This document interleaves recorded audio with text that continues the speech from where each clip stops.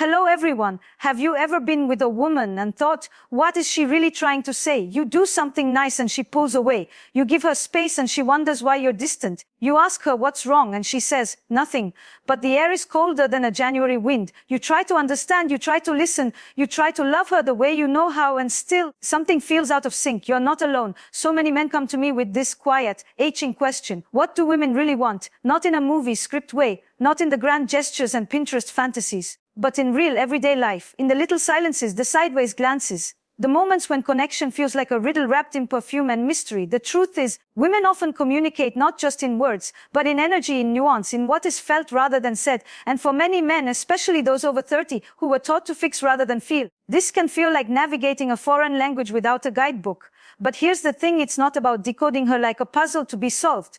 It's about learning the rhythm of intimacy, the tone beneath the text, the part of her that wants to be known, not managed. And if you're ready to finally crack that code, not to control her, but to connect with her deeply, authentically, powerfully, then let's begin. Have you ever found yourself sitting across from a woman, someone you care about, maybe even love, and yet it feels like you're speaking different languages? You're trying. You're really trying. You've brought her favorite coffee, asked how her day was, even listened as she talked about something that didn't really interest you, but you wanted to be present. And still, something feels off. She's polite, maybe even appreciative. But there's this invisible wall, this unspoken gap, and you can't figure out what she's hoping for, what she's holding back, what she's waiting for you to understand without ever saying it aloud. That is the moment most men begin to realize this isn't about what she says, it's about what she doesn't say. You see, the female code isn't a trick or a tactic. It's not something you master to gain power or approval. It's not a switch you flip. It's a language of depth, emotion, intuition. It's shaped by thousands of years of ancestral memory, societal shifts, personal fears, and quiet hopes. And if no one ever taught you how to hear it, it's not your fault. But if you're ready to learn, it changes everything.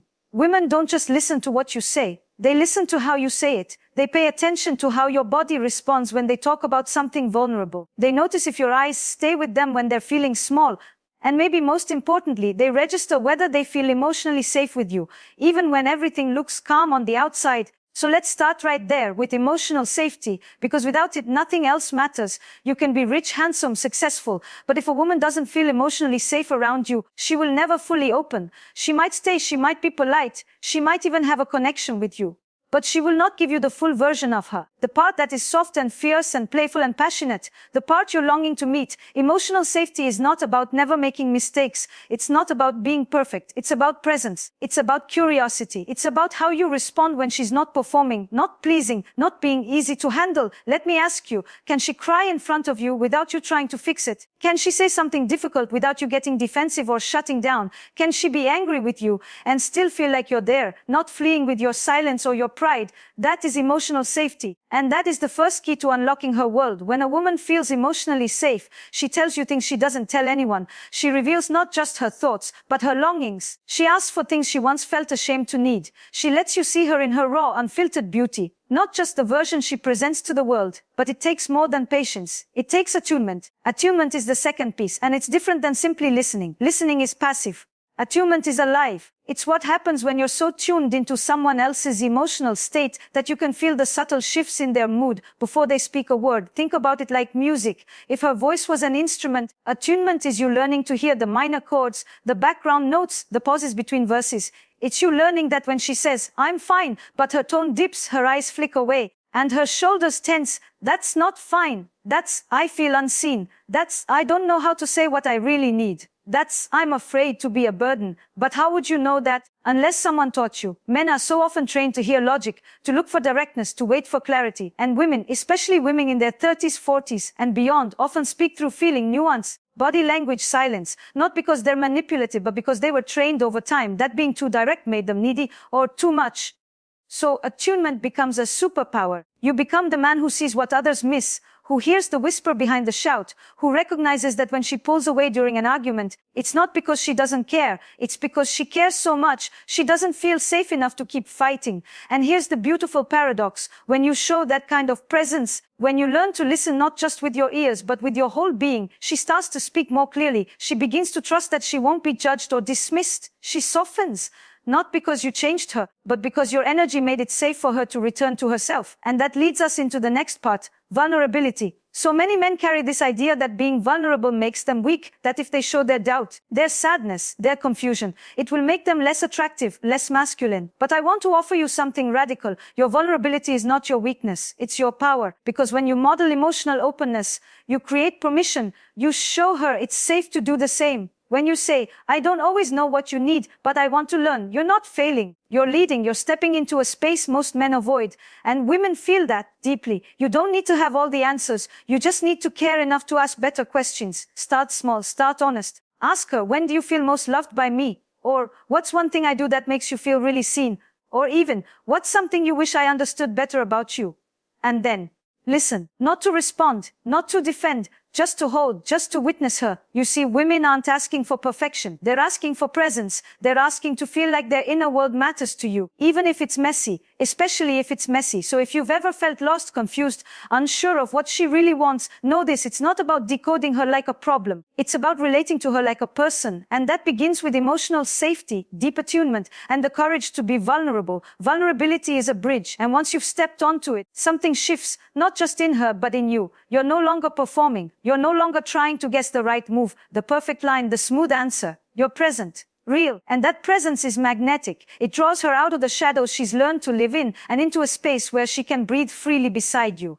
Now let's talk about the space between words, the silence. The moments when she pauses in the middle of a sentence and you can feel something unsaid pressing against her chest. This is where many men get uncomfortable. Silence feels like danger, like you've done something wrong, like the connection is breaking. But sometimes silence is not rejection, it's vulnerability unfolding. A woman often doesn't say the most important thing right away. She tests the air first, she watches, she waits, she notices whether you lean in or check out. And if you can sit with her in those quiet moments, without rushing, without fixing, you communicate something powerful. I'm not afraid of your depth. I can hold this with you. And when she realizes that, something clicks. She starts to trust the space between you. Not just what's said, but what's shared. The emotional subtext, the energy, the sacred stillness where true intimacy is born. And that brings us to the next element in this journey, polarity. You've probably heard the word before, but let me bring it to life for you.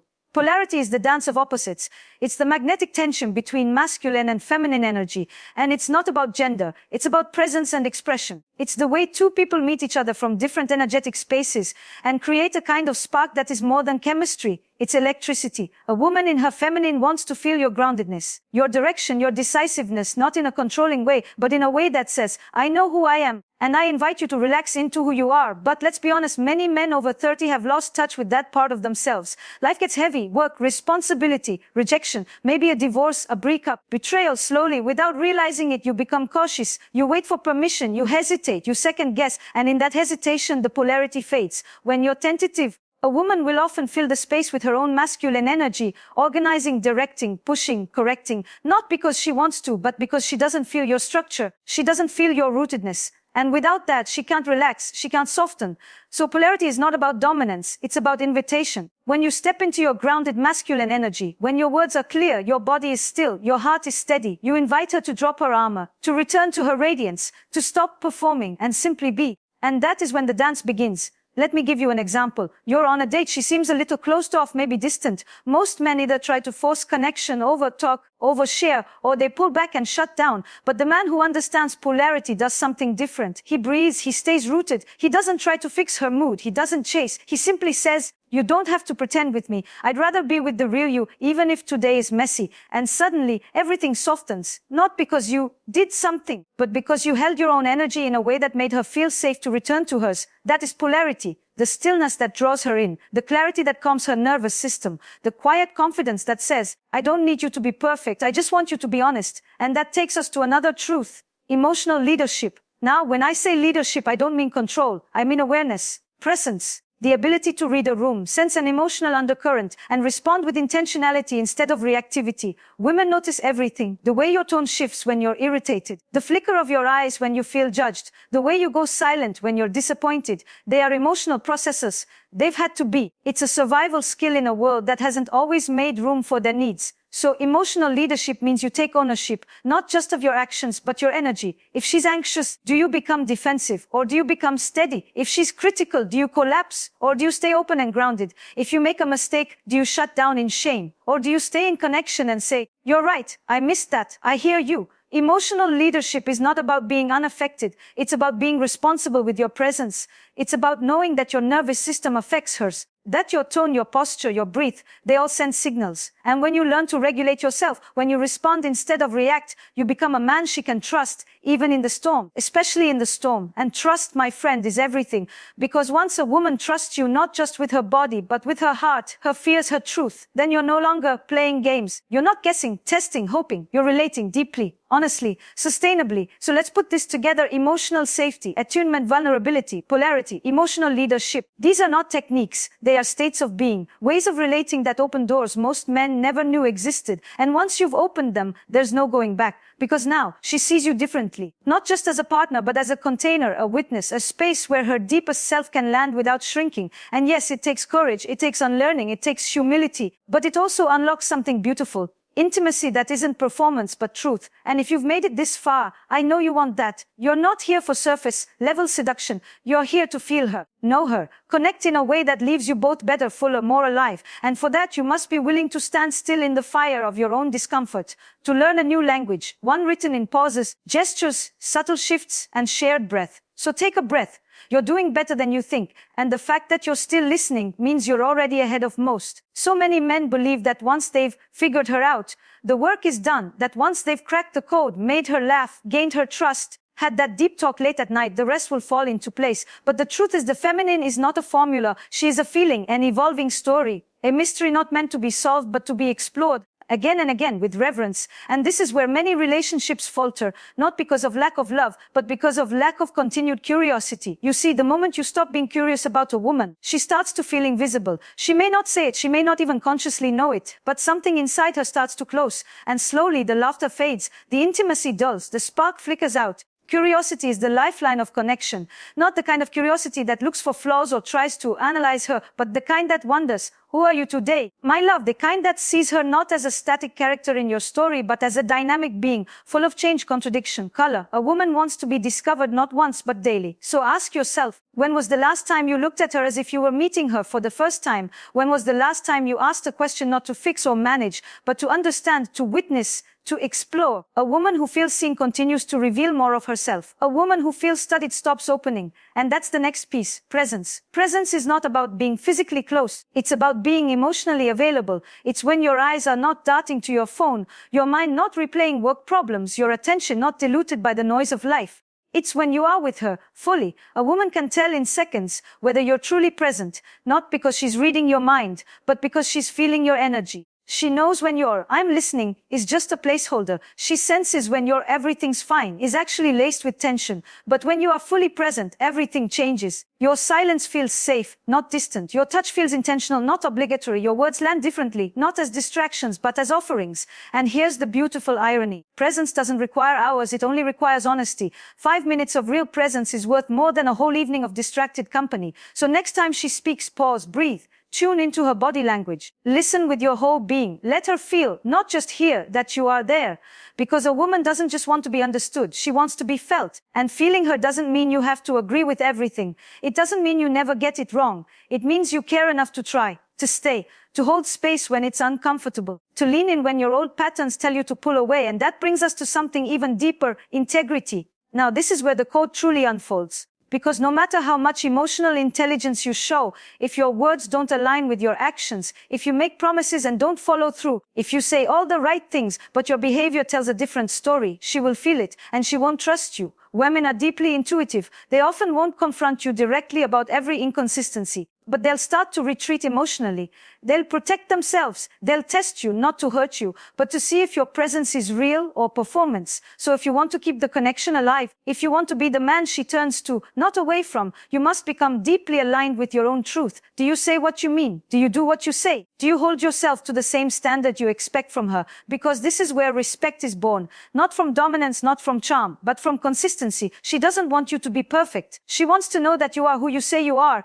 That your yes means yes. That your apology is not just a tactic, but a turning point. That your love is not just passion, but commitment in action. And when you show up like that, when your words and your energy match, she feels safe enough to fall deeper into the relationship. Not because she needs to be safe, but because she trusts you to walk beside her with honesty and care. And now I want to talk about something most men never consider, but it's crucial to cracking the code: emotional rhythm. Every woman, her energy flows. Sometimes she is open and expressive. Other times she's internal, reflective, quiet. Sometimes she wants to connect deeply. Sometimes she needs space. And when you're attuned, when you understand her emotional rhythm, you stop taking everything personally. You stop assuming her quiet means she's pulling away. You stop fearing that her frustration means you've failed. You start to dance with her rather than fight her. You say, I feel you're quiet today. I'm here if you want to talk, and I'm here if you don't. You allow her to move through her rhythm without pressure, without judgment. And in that freedom, she often returns to you with even more softness, more gratitude, more desire. Because women don't open under force, they open under freedom. Freedom to feel, freedom to be. Freedom to shift and change and trust that they won't be abandoned when they're not easy. And you, when you become the man who can meet her in all those rhythms, you become unforgettable. Because most men only want the sunshine.